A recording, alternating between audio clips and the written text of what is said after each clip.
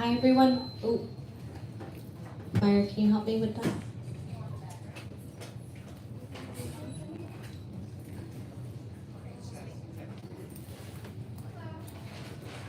Testing, testing. Hello? 1, 2.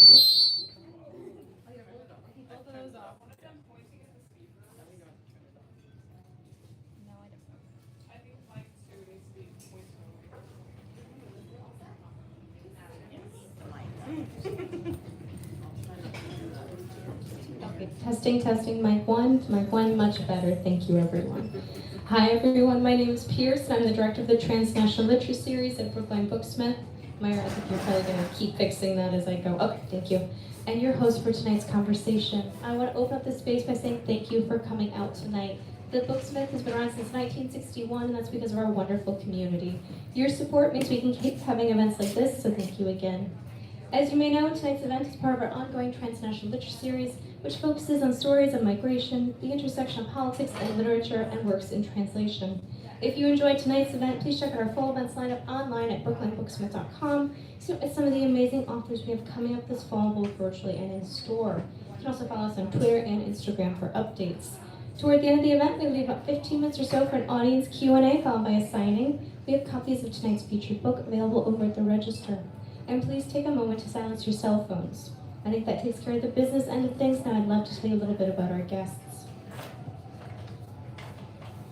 Tonight I have the very great honor of introducing Danielle, Legros, and Marjorie Salvodon, here to discuss and celebrate the release of Danielle's new translation, Blue Flare, 3 Contemporary Haitian Poets, an exceptional and unprecedented trilingual collection that illuminates the complexity of life in Haiti and its diaspora in the 21st century, particularly for women.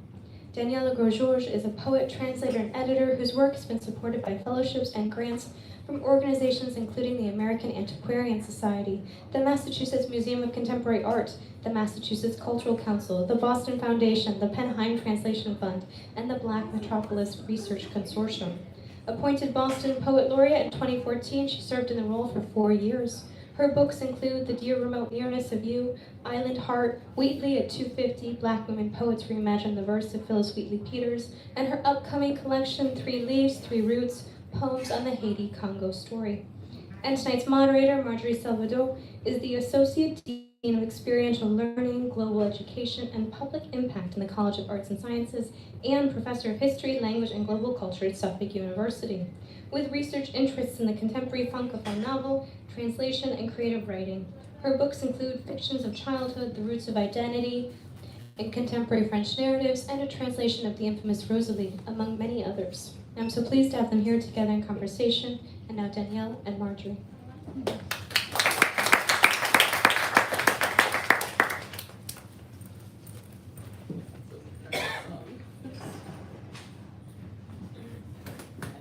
Yeah, I think mine is on, right? Okay. So will you start with, will you start, or do you want, how do we? Let's see. Well, I can start. Somebody please start. I guess my question, my first question is sort of, how did you, these poets are so different. Different styles, living in different places, and writing in different languages, in Haitian Creole and in French. So how did you come to this? How did you get to these 3 poets and get to put this together? Sure. I came to the poets as a result of their work, their poetry, as well as their literary citizenship. They each, I think, is interested in questions of aesthetics, of course, beauty, and also questions of ethics and social justice and work that is responsible. So I think those themes united them and made them appealing to me. They are also very much alive. They're working in Port-au-Prince, in Montreal, and in Paris.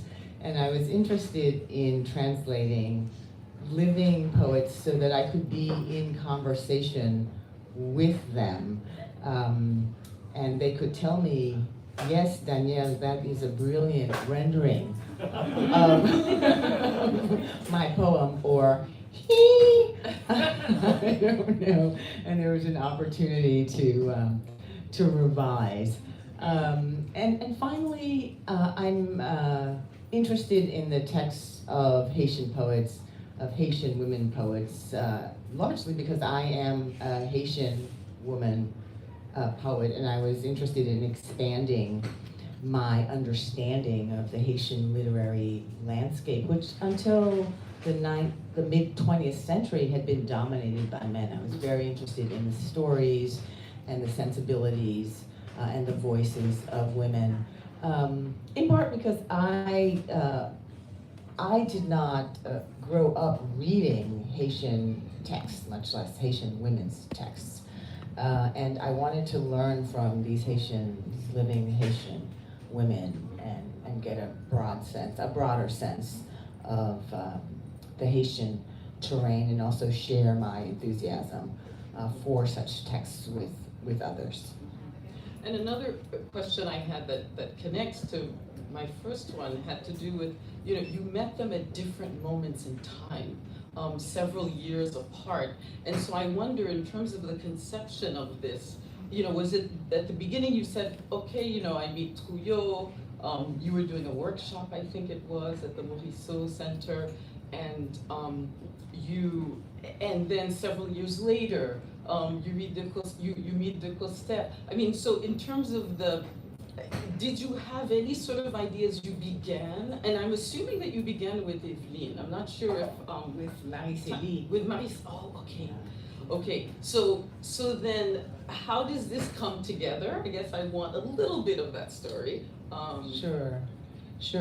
In 1996, I was a graduate student at New York University, and Marie-Célie Agnon, the first poet I met in this trio, had come to New York for a reading, and I was utterly blown away by her presence. She's a stately woman with a very, very strong voice, with deeply concerned about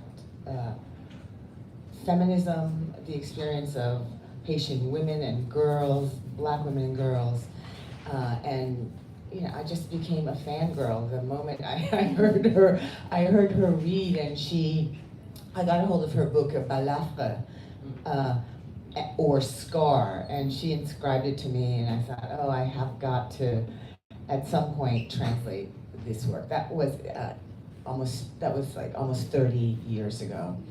And then, time goes by as it does. You do a translation of one poem, and then months go by, and so on. And then years go by, and in 2015, I went to Haiti as the Poet Laureate of Boston to do some cultural diplomacy work, and got to meet Evelyne Trouillot at the center she had established with her siblings to support the cultural development of Haitian youth in the neighborhood in which the center sat, but more widely in Haiti in general. And had a fantastic workshop with a bunch of interested and wild and engaged young people, after which Evelyne invited me to the library at the Centre and handed me a few of her books, including Pluie d'étoiles, or Rain of Stars, written in Creole. And I had no idea that Evelyne, who is a noted novelist, had written anything in Haitian Creole. So of course I took the book and I put it in my bag and I read it on the trip back, and I said, what must I do? I must translate. I must translate this book, not having finished the Agnon. And then fast forward into time and into 2022, and I've had most of the Agnon and the Trouillot texts translated, and I thought I must find a publisher, and then pestered Jim Cates at Zephyr, encouraging him to consider these translations. And Zephyr had a series of triptychs. They've done a series on Russian women, Korean women, and Hebrew writers. And I said, Jim, you must do Haitian writers. You must. And Jim and colleagues, Chris Madison and folks at Zephyr agreed to take the text. And so that's kind of how this book was born. So thank you, Zephyr. This is why I wanted to hear this story, the genesis of these three different poets met and encountered at different times, and with poems translated or beginnings of them, and over time it's now come to this book. So we never know where things, the little steps that we take with each project that we begin. So I'd like to, so I have a few, I have, you've touched a little bit on some of the questions I'd like to ask. And I think, so we're doing that, and then afterwards we'll read, right? And then questions from the audience, okay. Sure. So the first thing I noted, because I, like you, I was an adult when I actually read, or a younger adult, when I actually started reading Haitian Creole, and mostly poetry in Haitian Creole, and so I wondered what it was like for you, if there is anything there to speak of translating from Haitian Creole versus translating from French. And it's a question that I've had. I've only translated from Haitian Creole, for different sort of technical translation, not really literary. But I wondered, when you are approaching a literary text, it is a different kind of writing.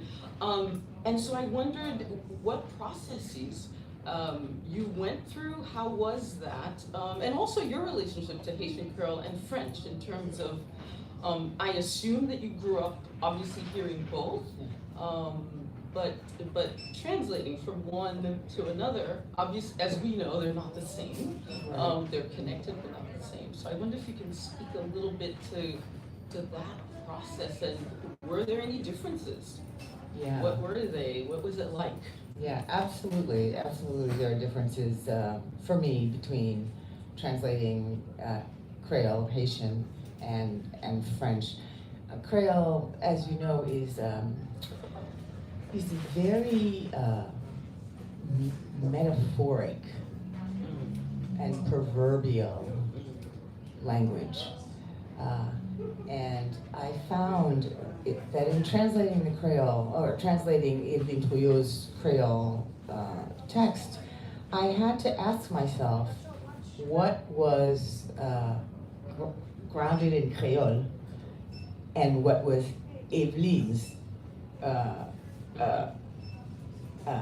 what came out of her imagination, her poetic sensibility, which is, and poetry involves metaphor and figurative language, and Creole is deeply figurative. And so I'll give you an example. She has, in one of the poems, a reference to, or she's distinguishing Haiti in a country in which machines lay money as machines would lay, as hens would lay eggs. And I thought, wow, that's a really great way to consider an ATM as laying money. But I hadn't been around ATMs in Haiti enough to know if people referred to ATMs as machines that lay money. Right? So I thought, is this recent Haitian Creole? Because the ATM is a recent phenomenon, relatively recent phenomenon. Or is this Evelyn? So guess what I had to do? Well, or Zoom. Evelyn, can you tell me a little bit more about these machines laying money? And of course, it became clear to me that this was her own expression, turn of phrase, which I thought was really wonderful and imaginative. French, as you know, because you have translated much work in French, including Including Evelyn's. Evelyn. Yeah, and your second novel is coming out? Or- Yes. Okay. Yes. So I find French very different from Creole in the sense that it tends, I find it more linear and parenthetical and operating in a sensibility of clarification. As you know, it was a diplomatic language for many, many years across the world, a lingua franca too.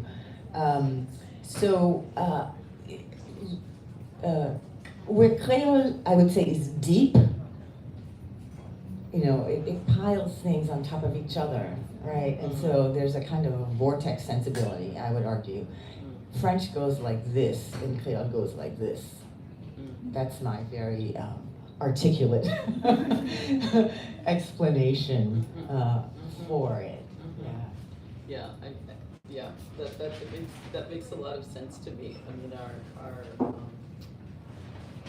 our ways of entering that language, you know, depends on sort of what our references are, what are we used to, you know, being in that language, and also in the culture, because I, you know, also grew up in diaspora. I was born here, but to Haitian parents, and so there's a way in which you grew up with, you know, a family that's always making references to things that you haven't necessarily experienced, but you're sort of like that, you know, like you say, the Haitian language is so rich in metaphor. So is it made up? Is it what they call it, or is it a cultural, you know, is it what everyone who lives, right? So this, I think is really interesting. But let me add too, Yeah. that the French that I was translating is not without references to Haitian Creole culture. So the French has to negotiate that. Right, because she's describing a Haitian context. I mean, it's a fully Haitian, you know, story that she's telling in this Pied d'Etoile. I guess another question I had to also do with translation in terms of has translation changed the way you write in English? I mean, is there a way that you look at words? And I'm not, you know, I've done little creative writing, but I don't consider myself a creative writer. I do consider myself more of a literary translator than a, you know, creative writer. And you're both. And so I wonder, is there a way in which it changes the way you, you know, approach any text or any set of words that you're trying to make sense of, whether they are, you know, ones that you're creating yourself, right? A situation, a story, an idea that you have that you're working out through words. Has translation changed any of your way of approaching language the way you do as a creative writer? And in many ways, being a translator means being creative, right? Because absolutely. we often, and you speak to that, ways that we sort of have to make things up, but we don't know, and we sort of have a sense of the truth of what is expressed in the language that we have, that we're translating away from. So there is creativity, but it's a different kind of creativity, I think, for someone who writes as a creative writer. Yeah. And you've written mostly in English. That's right. Yeah. Yeah. I mean, I think translation involves reading very closely, reading critically, and writing all at the same time. Mm-hmm. And I think my own writing uses a different kind of process. I don't know that I'm necessarily thinking critically.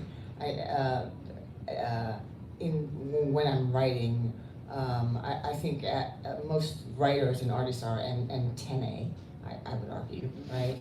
And so when you're composing or making art, everything moves kind of through you without perhaps you're saying, this is exactly what I am doing, or this is how I'm critically responding to X, Y, or Z. So I think there's more of a sense of, well, for me, serving as a vessel in my own creative writing, where with translation, the text is so in front of me, so primary, that I have to contend with it on its own terms. So has translation changed my own writing? Yes, because my worlds expand as a result of making translations, and I think that can't but help feed me as a writer. Yeah. Great.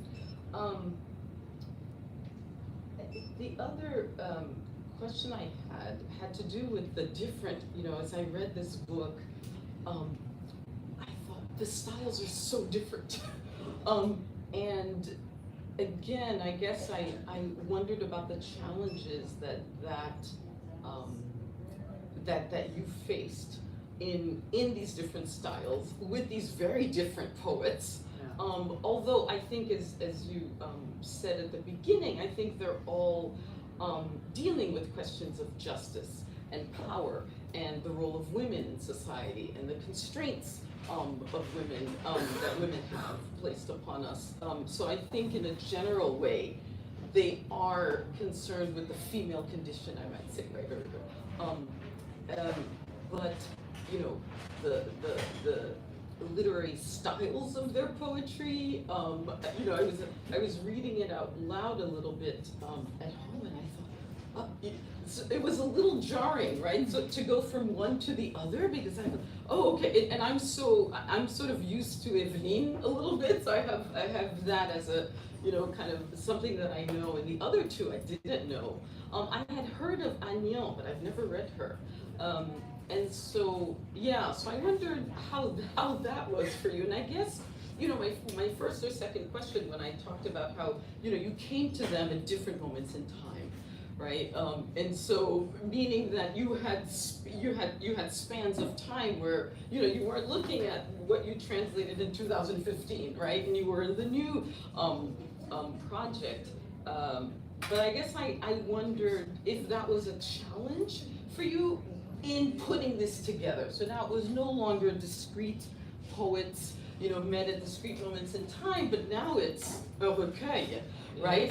It's a whole, and I think it stands beautifully as a whole, and it's, it's very evocative, and I think when we hear your words and their words, I think, the audience will get a sense of that. But I just wondered,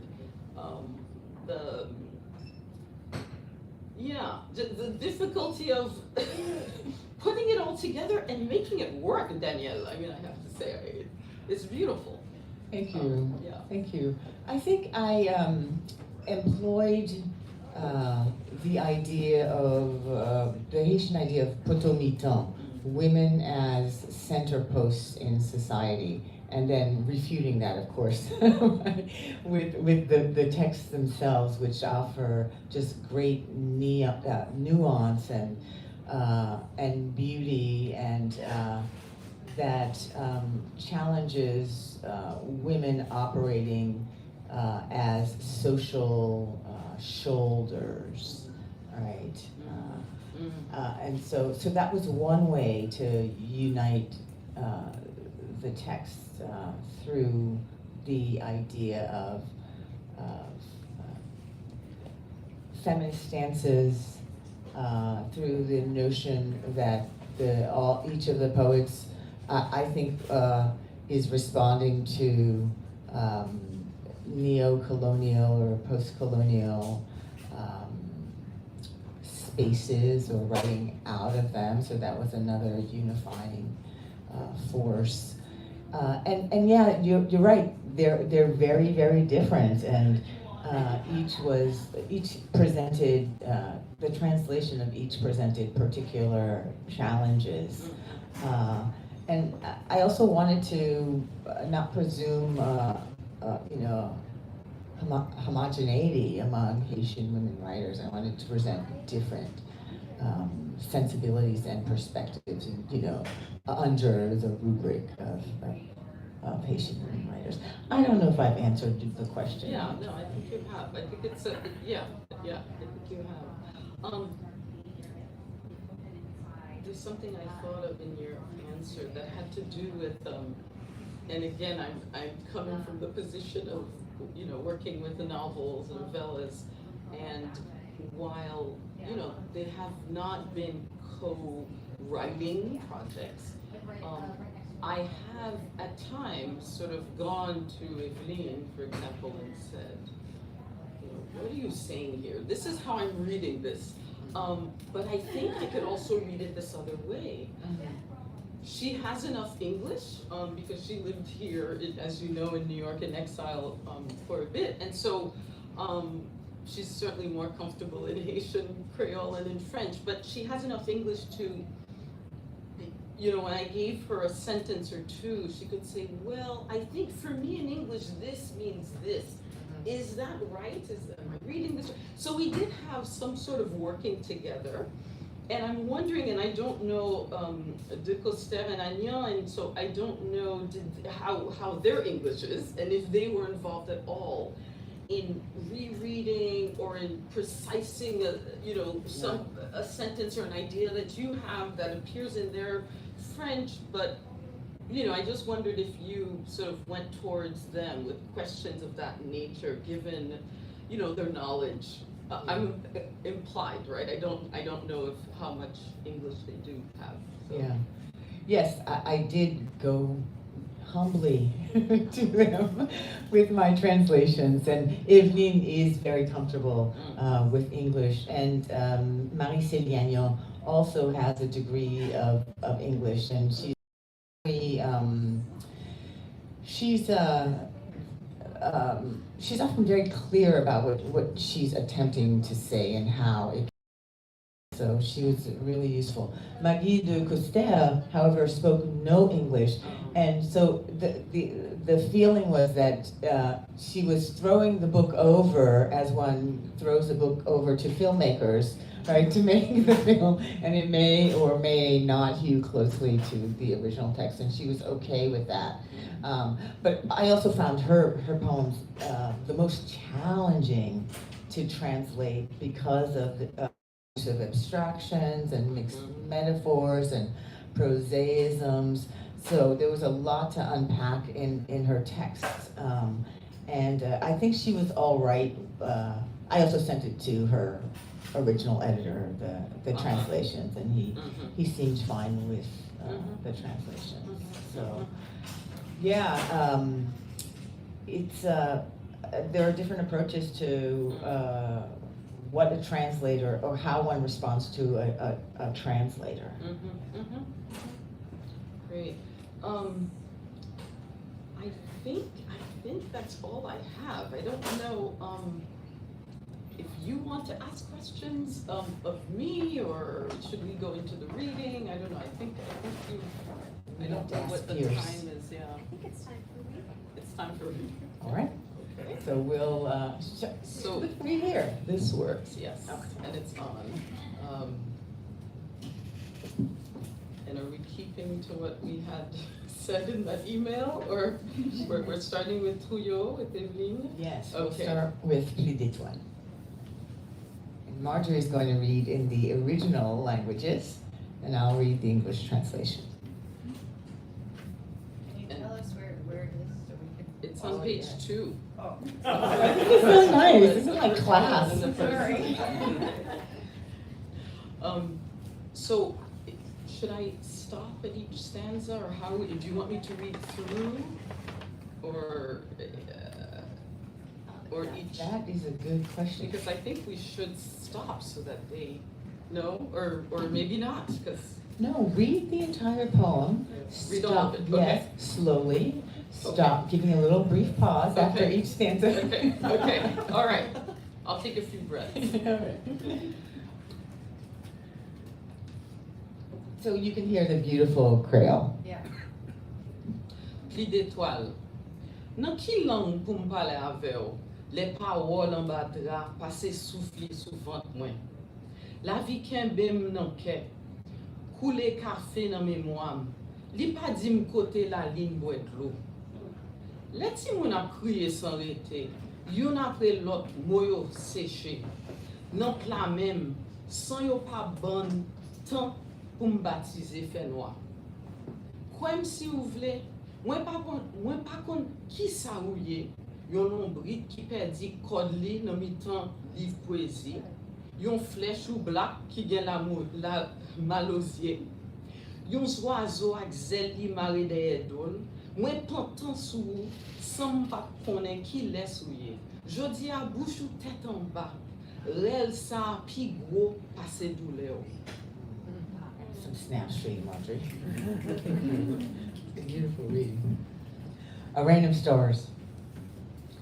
In what language should I speak to you when the words beneath our sheets blow over my belly?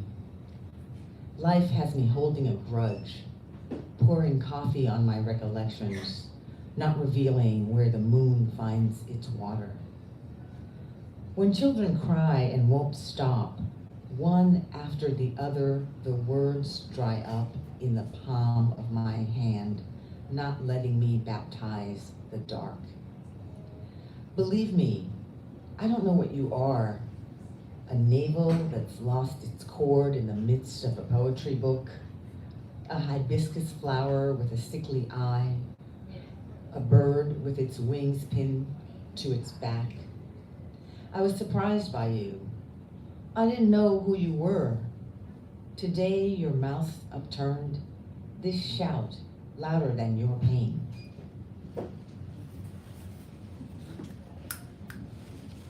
Nan ki langue pour me parler avec vous? Les la prier, mettre à genoux devant la misère. Petite femme n'a monté cap, bo cathédrale. Yo bouquet lave grain marbre en dans sacristie. Quoi si vous voulez? M'pa kon ki jon rele. Les yon ti pauvre 10 ans, déshabillé grand boule dans pied Sainte-Anne. Chaque grain diri quitte yon marque sous paume. In what language should I speak to you? Oh, page 5. In what language should I speak to you when prayer kneels before poverty and our daughters fly kites by the cathedral, sick of washing their marbles in the vestry? Believe me, I don't know your name. When a 10-year-old beggar undresses his hunger beneath the statue of Sainte Anne, each grain of rice leaving a scar on our skin. So maybe just one more, Evelyn, let's see.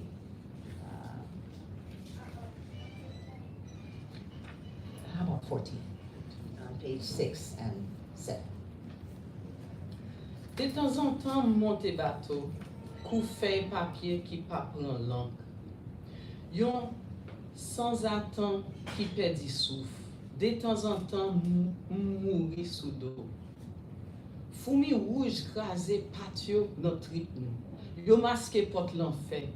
Si mayen, l'océan a po crâne. C'est nan goumen n'a prendre camper. Nan ki langue pour me parler avec vous? Si parole nous faut qu'on suspende boiter.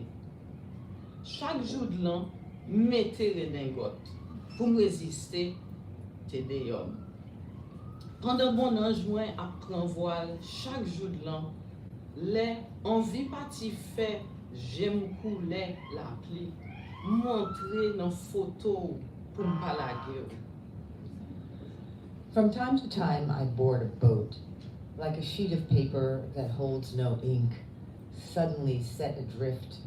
From time to time, I die on my back.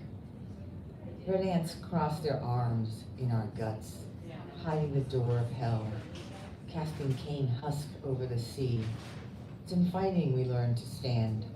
In what language should I speak to you if our words haven't stopped limping? Every first of the year, I put on a formal coat to recite the Te Deum, while my soul loses its bearings. Every first of the year, when the wish to leave turns my eyes the color of rain, I enter your photo to not let you go. And I just want to just comment on the question that Trouillot presents to us and the invitation, in what language should I speak to you? And she's speaking not only to a singular beloved, but to the other, the stranger, and to members of beloved communities and her country. So she invites us to think how we can engage and speak to one another, and even raises the question of the limits of language. Go to Anya. Let's go with 42. So we're at 42 and 43. Marie-Célie Agnon. Balafre. Sur les rides du monde, pour conjurer l'oubli, je veux écrire un long poème.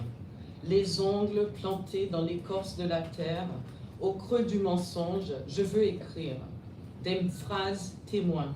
Sur tous les silences complices, je veux ma plume. Torrent, cavalcade, je veux ma plume. Ciseaux, je veux ma plume. Et réinventer ta vérité au monde. Gash. On the world's wrinkles, to fend off forgetfulness, I want to write a long poem. Fingernails planted in the peel of the earth, deep in the lie, I want to write phrases of witness. On all the complicit silences, I want my pen. Gush and procession, I want my pen. Chisel, I want my pen. Reinventing your truth, O world. So why don't we read one more Agnon and then one from Ducousser. Let's see. Let's read Inventaire. Let's just read the page 90 and page 91 because it's a longer poem.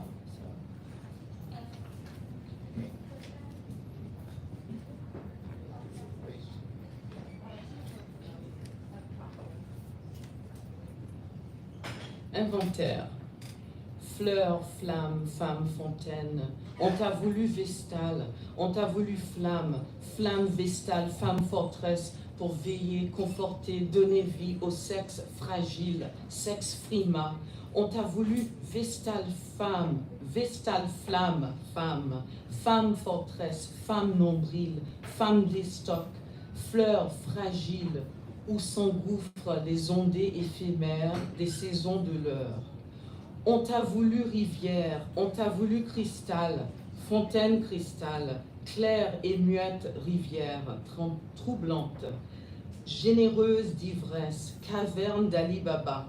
On t'a voulu flamme, femme, fleur, cristal, fontaine, vestale amazone, infibulée ouverte. On t'a voulu océan, ruisseau, caverne. Inventory. Flower, flame, woman, fountain. They wanted you vestal, they wanted you flame. Flame, vestal, woman, fortress. To watch over, to comfort, to give life to the fragility of men, to frost. They wanted you vestal, flame, woman, woman, fortress, woman, navel, woman, thrusting, delicate flower, engulfed by the transient waves of attraction season. They wanted you river, they wanted you crystal, crystal, fountain, clear and mute, river, troubling, giving, intoxicating, cave of Ali Baba. They wanted you flame, woman, flower, crystal, fountain, vestal, Amazon, infibulated, open. They wanted you ocean, cave, stream. Marie-Célie Agnon. Okay, so we'll read one poem by Maggie Ducousser, and let us see which one.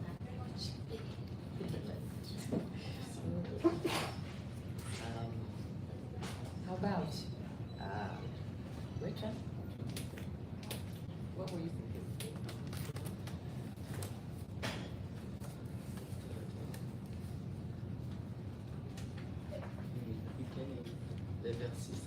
du soleil levant. Let's read it. Okay, which page?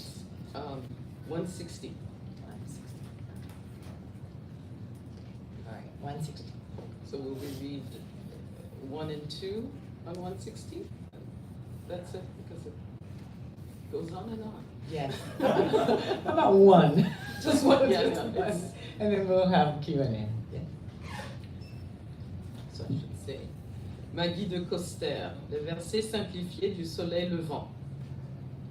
Résiste, marche haut les mains sur les voies libératrices, fuis la compagnie des moqueurs malséants, sois comme l'arbre qui plonge ses racines dans les ruisseaux, qui désaltère les assoiffés du bonheur de vivre, cet arbre qui prodigue son ombre aux promeneurs harassés.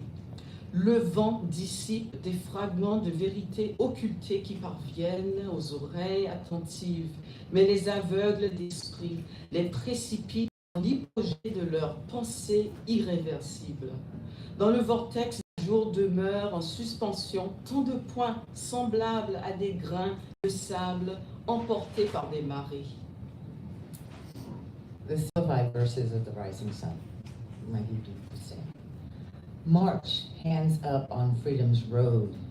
Resist, break from the crooked mockers. Be like the tree that sinks its roots into the stream, slaking those thirsty for life's rays. Tree that shares its shade with the hassled walker. The wind scatters fragments of hidden truths that reach attentive ears, but those blind of mind bury truth in the ground of their irreparable thoughts. In the vortex of days, so many points remain suspended, like grains of sand swept away by the tides. Maggie de Coster. Oh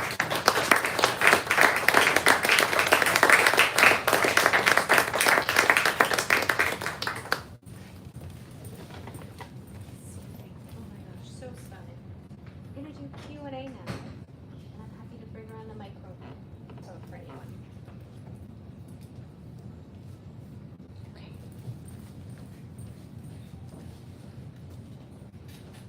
Thank you so much. I loved reading. That was just amazing.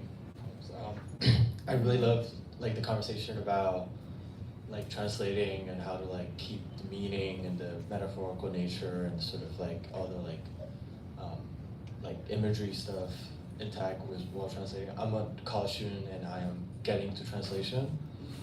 So like I have some questions about translation. To read poetry, there's also an aspect besides that metaphorical aspect. There's a kind of visual logic and also formal and like musicality to the poems. And I think it might be like it's visually it was like French. It kind of has the same sentence lens as English, but also it was just like in general, how do you keep the sort of formal beauty? Was music, was you know, the literal shape of the poem and everything like that. Like, how do you keep that intact? What should I say?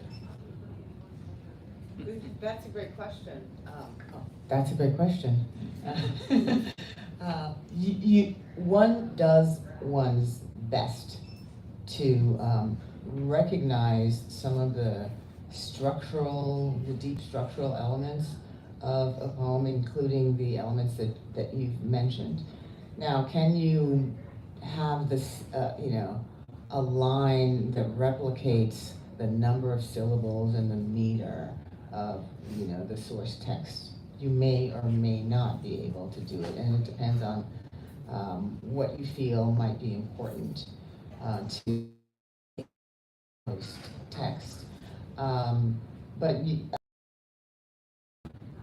can't ignore the elements that you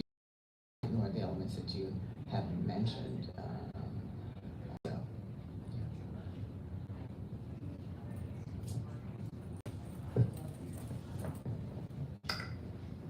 Thank you.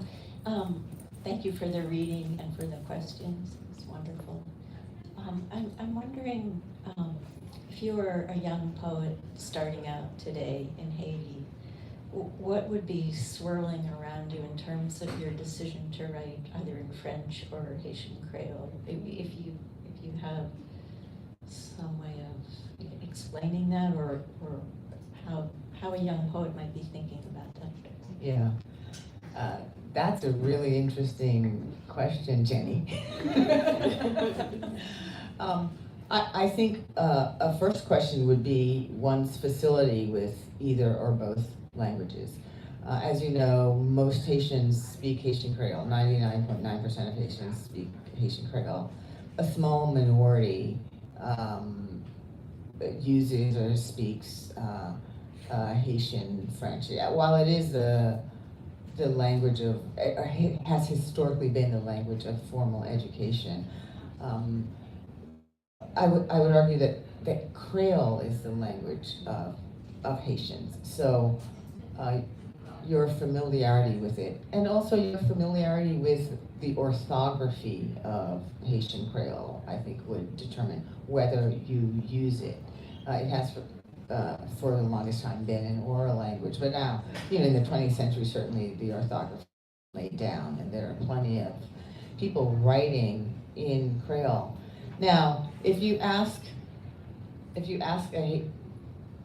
most Haitian parents,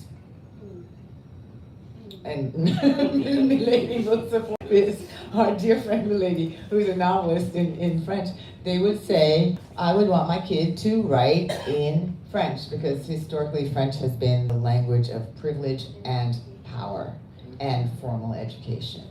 So that I think all of these factors are in play in determining whether one chooses to or will write in one language or the other, or both.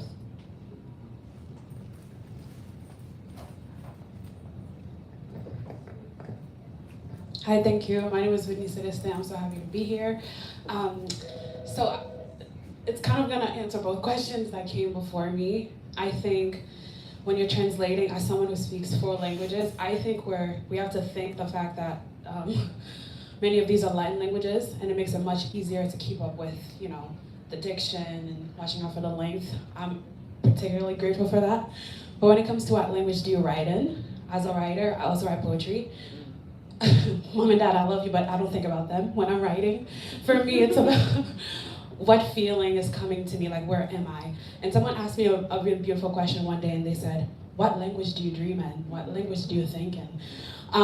So I think it matters like where you are internally when you're trying to write this poem. What are you trying to convey, right? And like almost like what arm are you trying to flex? Because sometimes you can start a poem in Creole and decide, I want to do this in French instead.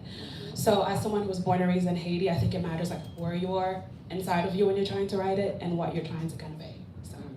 Yes, and at the same time, you have choice. You have choice that some others don't have, right? Yeah. So. Yes, I recognize. Thank you. Okay.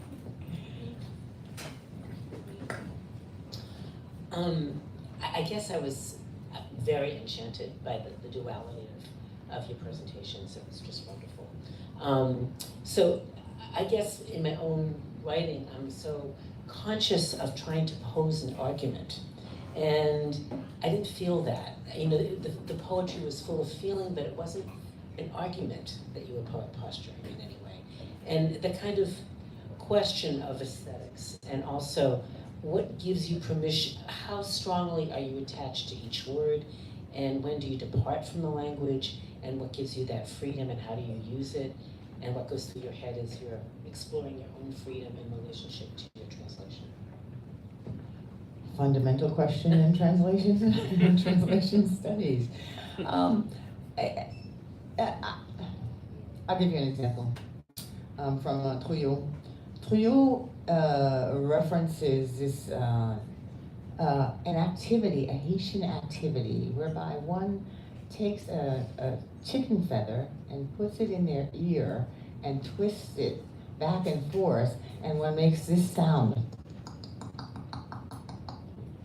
Because it's so sweet and pleasurable. It's a delightful tickle. And so she's referring to a, being tickled. But and this is called plim poule, or the feather of a hen, right? Plim poule. But that activity doesn't kind of exist in the United States, right? And so, or at least I haven't encountered any United Stations who engage in the plein boule delight. And so I thought, what do I do with this? What is the essential idea? The essential idea was being tickled and delighted, right?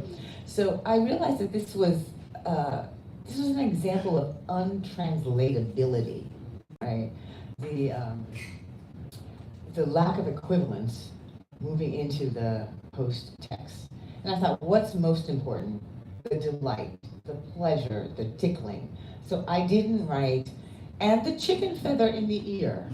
I didn't translate the chicken feather in the ear, right? I translated the notion of delight, which I felt was the essential notion that Trouillot was attempting to, speaking to.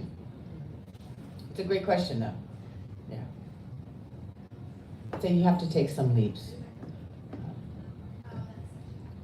We do have time for a couple more. Yeah.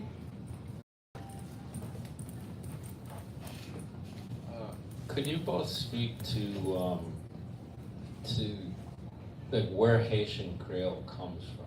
Because I don't know anything about it other than I just have this idea that it's primarily African and French, but there were indigenous people there before anybody else. Is there any element of the indigenous languages left? Or, Marjorie?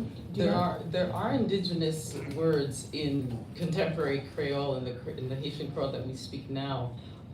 But my first reaction to hearing your question is, where is Professor Michel de Graff, who's a great linguist at MIT? And for people who are interested in this question of language justice, what is Haitian Creole in the context of other, more dominant languages or languages that, exert a certain dominance, cultural, political, etc. He's a good person to go. So I just wanted to shout out to his excellent work. So I'm not a linguist, but I do know that, there are many Creoles, right? There are Creoles that are connected to the English language. Haitian is obviously connected to the French. The way I understand it, right? And this, I think, happens for many languages where you have influences, when you have people living right together. You have possibilities for creating new ways of speaking, new vocabulary, new languages. And Creole definitely comes out of that situation. And, I do, I grew up going to Haiti every year, but I was not born in Haiti, but I was born of people who when we still could go to Haiti. I was born of people for whom it was important that the children went, and so I grew up with Creole. But I am a diaspora. I am a diasporic Haitian, and so I guess I'm saying this because it also influences how I'm answering your question, and I think another Haitian person would answer it differently. Certainly, someone with a different positionality that I have, but. I think for people, it's very complicated, because I think there's a way in which when people think about Haiti, we think about the language and we think about the political problems, say, that are happening and that have chronically happened for many reasons that I will not go in here. But I think those ideas that we have about the country, whether they're erroneous or correct, for those of us who are outside of that culture and that history and the people, I think there's a way that we might look at it like, well, it's just bad French, which I've heard people say that, isn't Creole just kind of bad French? And I know that some people in the audience speak French, so when I was reading things in French and when I was reading in Creole, I know that people like Jenny or, the Haitians in the audience might say, like, you know the Creole, or if you just know the French and not the Creole, you're like, oh, well, yeah, that sounds like the French, this word. But I guess it's to say it's a language made up of many languages, given that its birth happened in a context in which we had many languages at play, right? Developing, and that, and when we think about, you know, the context of enslavement, where Haitians, you know, we became a people through, you know, our leaving Africa, right, the continent of Africa, and going to Haiti, and becoming Haitian has to do with being in that island, and that language, right, the birth of it happened there, though it is definitely connected to different West African, sub-Saharan languages, and obviously because it's a, you know, Creole that's connected to French, and I hope Professor de Graaf is watching this, or will watch this, and he'll, you know, correct and add more, you know, PhD linguistics here, which I don't have, you know, but I think we need to think about it that way, and that it is a fully, you know, whole, complete language, and complex as any language is, you know. And I also want to speak, and when someone asked the question, this came to me too, that, you know, for those of us who were not raised, I mean, my cousins who were born and stayed in Haiti for a long time, so who went through high school in Haiti, they learned how to write Creole from a very young age. That is a whole new generation. I am before that generation, and although I did go to school in Haiti for 1 year, I never learned to write Creole. I actually had to teach myself in my late 30s and 40s, because I thought it's a language and it's written, and I started reading more in Creole. So, you know, like all languages, they're living, dynamic, right? They all have their histories, they all have their roots. Our roots are in many places, different peoples, but it's a lived language, and it moves with us, right? Because there's, of course, this big diaspora in the United States, in Canada, in Europe, and I hear, you know, when I've met Haitians who live elsewhere, I sort of hear the influence of where they live in it. I mean, I think about my cousins who live in France. You know, they have a little French in their Creole, right? Even though they speak Creole, and that is actually their first language. But living in France, where you're not, right? Hearing Creole and speaking Haitian Creole every day, it obviously influences that, right? Because there's so much contact between the languages. So I would, you know, this is a non-linguistics, and so I mean, with someone with a PhD in cultural studies, I feel like, oh, I'm not giving the right, but Michel de Graaf, MIT. He will, and he's written a lot that I could never summarize in 2 minutes, to talk about that long trajectory of the making of Creole. But I definitely consider it, you know, its whole, and I think, you know, and I've been in English all of my life, and I also think English is sort of, you know, like we kind of make it up as we go along. It's also contextual, and it's, or I certainly do with English. And I'll just add very briefly, I mean, it is a language that emerged in the interactions of it's an interstitial language that emerged in the encounter of African, European, and indigenous, and as Marjorie mentioned, in Haiti. And some would argue that it's, while some of its words are French and Spanish and English, its syntax is more like certain West African languages. For example, we don't have the article before the subject. We have the article after. House, the, kaila, you know, dog, the, as opposed to English, the dog, or certain Romance languages.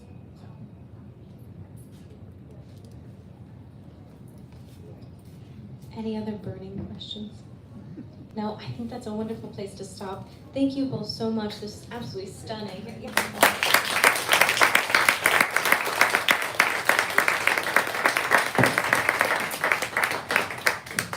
Thank you everyone for coming out tonight. We have wine and snacks. Please